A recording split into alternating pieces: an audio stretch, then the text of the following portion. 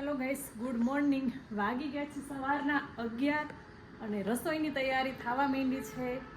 આજે જો શાકમાં જો હેલ્ધી શાક હોય ને તો તેનું શાક બનાવવાનું છે. તો હેલ્ધી શાક હોય તો સળગવો. તો ચલો થોડી પ્રિપેરેશન કરી લીધી છે અને બતાવું તમને. અહીંયા સળગવો બોઇલ કરી લીધો છે.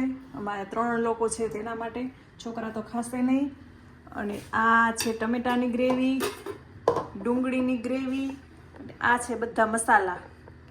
મસાલામાં છે ધાણા, 1 ચમચી બેસન, ધાણા જીરું, હલ્દી, નમક और हींग और मूंगफली का पाउडर. અને અહીંયા લઈ લીધું છે લસણ, લીંબુ અને સુગર બાકી છે. અને ઓઇલ નાખવાનું છે. અને આ છે કાચી કેરી, તોતા કેરી. તો આમાં હું નાખી દઉં ભરપૂર ચટણી અને 1 ચમચી જીરું, ધાણા જીરું, અને ભરપૂર નમક. તો મસ્ત સરસ મજાનું અથાણું અમારું બની જશે. થોડુંક નાખી દઉં તેલ. અમારા ઘરમાં બધાનું ફેવરિટ છે આ અથાણું. તો અત્યારે કાચી કેરી આવવા માંડી છે. થોડુંક હજી મીઠું ઓછું છે. ઓઇલ મેં થોડુંક જ લીધું છે કેમ કે અત્યારે હેલ્ધી રહેવા માટે ઓઇલ બધાય ઓછું ખાવા માંડ્યા છે. જો અમારા ઘરમાં તો નથી થતું ઓછું, કેટલું પણ કરી તોય. ગયા છે સ્કૂલે, મંથની એક્ઝામ ચાલુ થઈ ગઈ છે. અને કાલે કોમ્પ્યુટર ને જીકે હતું. આજે ઈવીએસ છે. હાર્ડમાં હાર્ડ સબ્જેક્ટ હોય તો ઈવીએસ અને મેથ્સ. તો કાલે સાંજે બધું રિવિઝન થઈ ગયું હતું. અને આવે ત્યારે ખબર પડે કે કેટલું સરસ પેપર ગયું છે.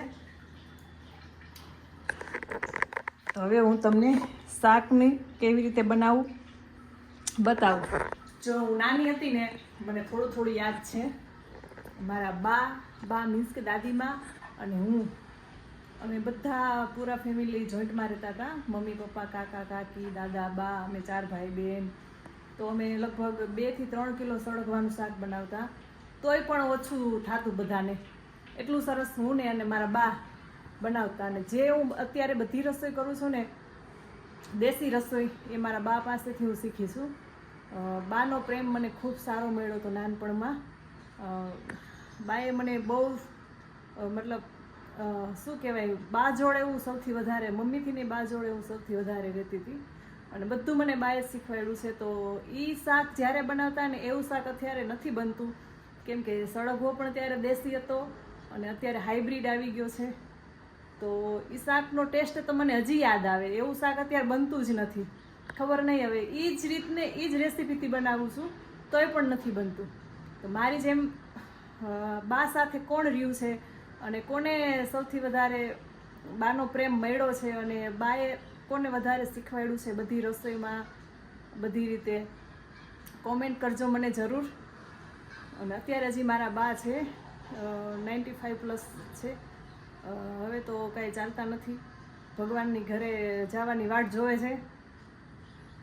તો મળીએ આગળ આપણે. હવે મેં લઈ લીધી છે કઢાઈ, જેમાં બોઇલ આપણે સળગવો કર્યો હતો એ જ કઢાઈ છે. એમાં નાખી થોડુંક ઓઇલ.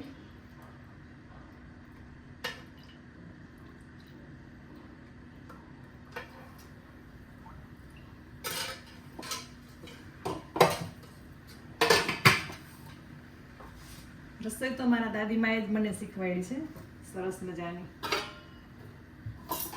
હજી હું મારા મમ્મીની ઘરે જાઉં ને તો બધા એમ જ કે રાધિકા અને બાનો ટેસ્ટ સેમ જ આવે છે શાકનો, અને સ્વાદ પણ સૌથી વધારે હોય એવું બધા કહેતા હોય છે. મને તો કંઈ ખબર ના હોય. તો તેલ થોડું ગરમ થઈ ગયું છે.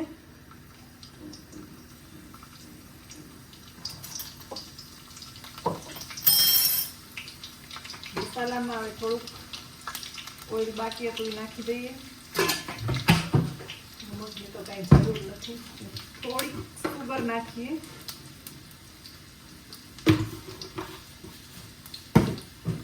ખાંડ વગર અમારું શાક અધૂરું.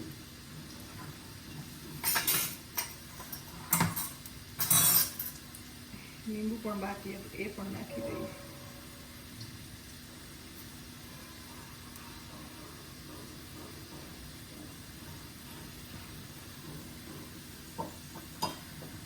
લસણ થોડુંક બ્રાઉન થઈ ગયું છે. થોડીક રાઈ નાખી દીધી, જીરું નાખી દીધું અને હિંગ પણ અને હળદર આપણે નાખી દઈએ તેલમાં જ.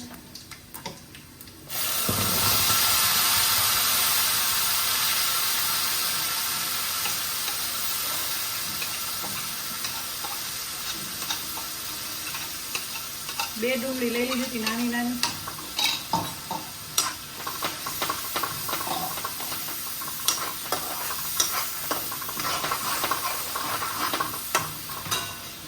થોડુંક નાખી દઈએ નમક.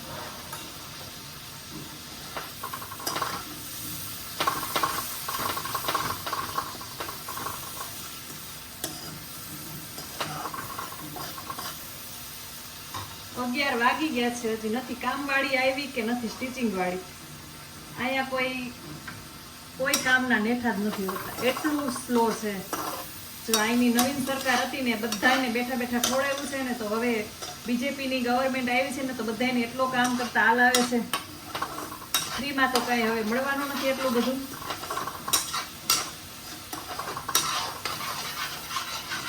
એક તો અહીંયા માણસોથી કંટાળી જાય. હૈલ હૈલ કરીને તો હલે જ નહીં, ગમે એ રીતે કહીને તોય કાન બઠિયા કરીને બેસી જાય. નકટા એને શું કહેવાય, નકટા. આ રીતે બધો મસાલાને મિક્સ કરી દેવાનો સરસ રીતે. ડુંગળી પાકી ગઈ છે તો હવે નાખી દે ટમેટાની પ્યુરી. ત્યારે છે ને મારા બા ગ્રેવી ન કરતા, ઝીણું ઝીણું એકદમ કટિંગ કરતા, મારી આગળ કળાવડાવતા. અને અહીંયા મારા છોકરાની ઘરે છે ને તો આવો કાંઈ મસાલો ન હોય. ડુંગળી ટમેટા, ડુંગળી ઓપ્શનમાં છે. લસણ ને ટમેટા નાખી વઘારી નાખે અને પછી પાણી નાખી અને ચણાનો લોટ નાખી દે. એવું શાક અહીંયા મેં પહેલી વાર ખાધું સસરાની ત્યાં. એ ટેસ્ટ મને નથી ભાવતો. હું મારા બા જ્યારે શાક કટિંગ કરવા બેસતા ને ત્યારે મારા બાને છે ને ઝીણું ઝીણું કટિંગ કરેલું ગમે. તો મને એવી જ ટેવ પડી ગઈ છે કે મને નાનું નાનું કટિંગ કરેલું જ ગમે. અહીંયા મારા મમ્મી થોડુંક મોટું સુધારે તો હું રાયડું નાખું. મમ્મી આ શું કર્યું? હવે નાખી દઈએ મસાલો.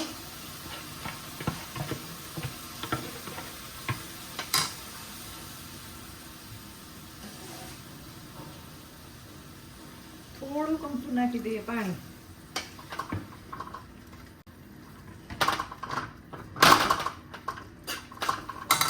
તેલ છૂટું પડી જાય ને પછી નાખી દેવાનો સળગવો.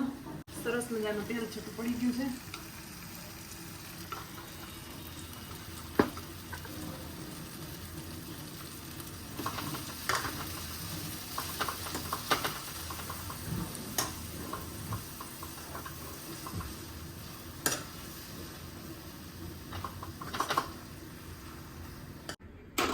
વાગી ગયા છે રાતના 7:30.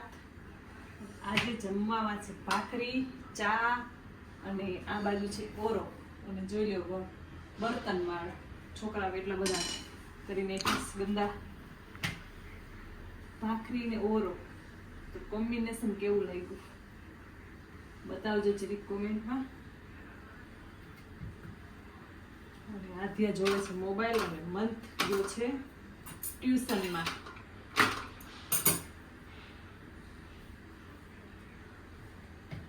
ચા ઉબલી ગયો છે સરસ મજાનો.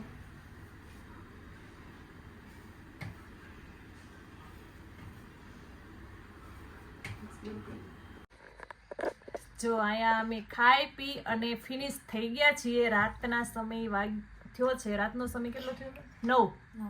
9. અને અહીંયા મારા મંથ આજે એક્ઝામ હતી. કેવું પેપર ગયું બેટા? હે સરસ એમ કહેવાય. શું કહેવાય? હા. ગુડિયા તારું એક્ઝામ કેદી છે? 3 માર્ચ કો. કેદી? નીચે ઉતર.